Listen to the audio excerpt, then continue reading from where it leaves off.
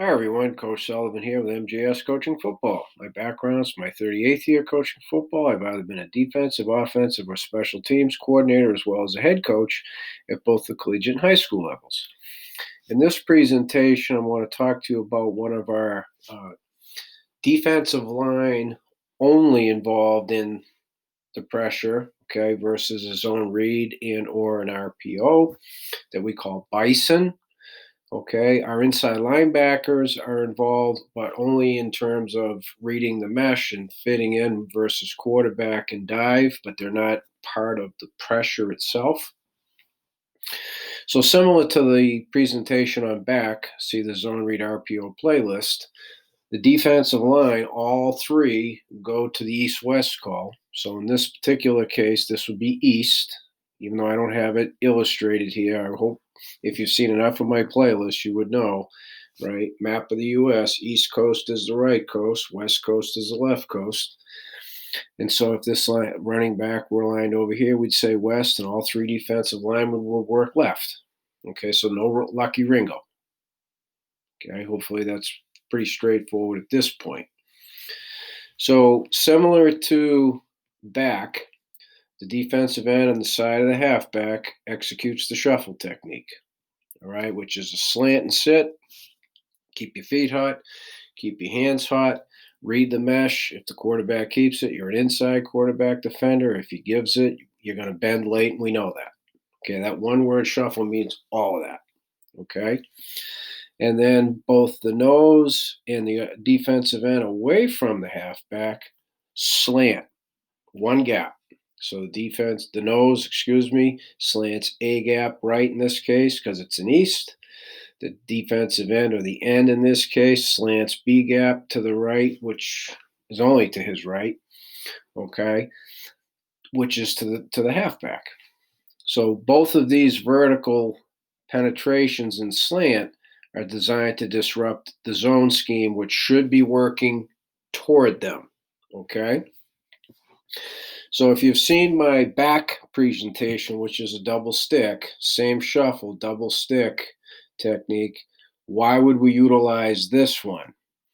Well, if you're playing a team, and I haven't necessarily talked a lot about this just yet, when the halfback is even with the quarterback, it's highly unlikely that there's going to be a cutback here.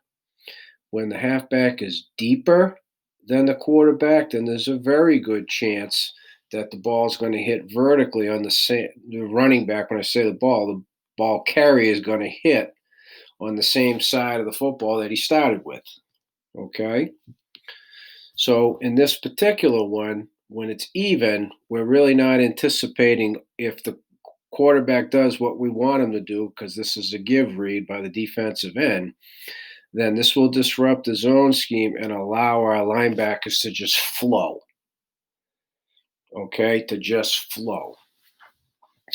If this were a power read scheme, so now this guard is pulling and the quarterback is reading the linebacker, well, the linebacker is sitting and reading the mesh, so that should be a give read to the fullback because the inside linebacker is not taking off with the pull. So there's a big difference. When we have an offset back and there is a pull, we tell our inside linebackers you're automatically static, so you make sure that the running back has the football before you follow a pull, because otherwise, if he's reading you and you vacate, right up the field, okay? So that's kind of a huge coaching point. So again, even if this running back were deeper, so there's a pretty good chance that the ball is going to hit on the same side, okay, where it started. We have our inside linebacker is a 31 technique. So he's reading the mesh. He sees he has it. He can mirror the back, because what would happen is there wouldn't be a zone scheme. This tackle would fan out down, and the window would open. And we always say shoot the open window. So that's how and why we would play this. Okay. Again, another reason to play this one, it's something that we do all the time, every day in practice, meaning slant steps and technique for our defensive linemen. So they are very good at this. So everybody is executing something that they practice a lot, including our inside linebackers. So now he doesn't have to slow play. He doesn't have fallback tag on this. And so you do have to coach a little bit. If it's a back, he's a fallback. If it's a bison, he's not. He can now be fast flow to the C gap when this entire surface is working towards him. He can take off now and get into the C gap area. The rover knows now that that tight end's trying to zone block and reach him. He's knocking back, and now he can be widening out, okay, to help protect the edge here with the force defender, the whip safety. Okay, so it's a very, very small tweak. It's the same read with two quarterback defenders, defensive end inside. The backer here, in this case, outside. If the quarterback were to misread and keep the football, we still have our two quarterback defenders, which enables us to be more aggressive playing the RPO over here. We can mix up coverages. That's a whole separate presentation. Okay, but the reason we're going to call bison, I've already told you, we're very familiar with it. It's specific to destroying the zone schemes. It's good versus halfback even, halfback behind.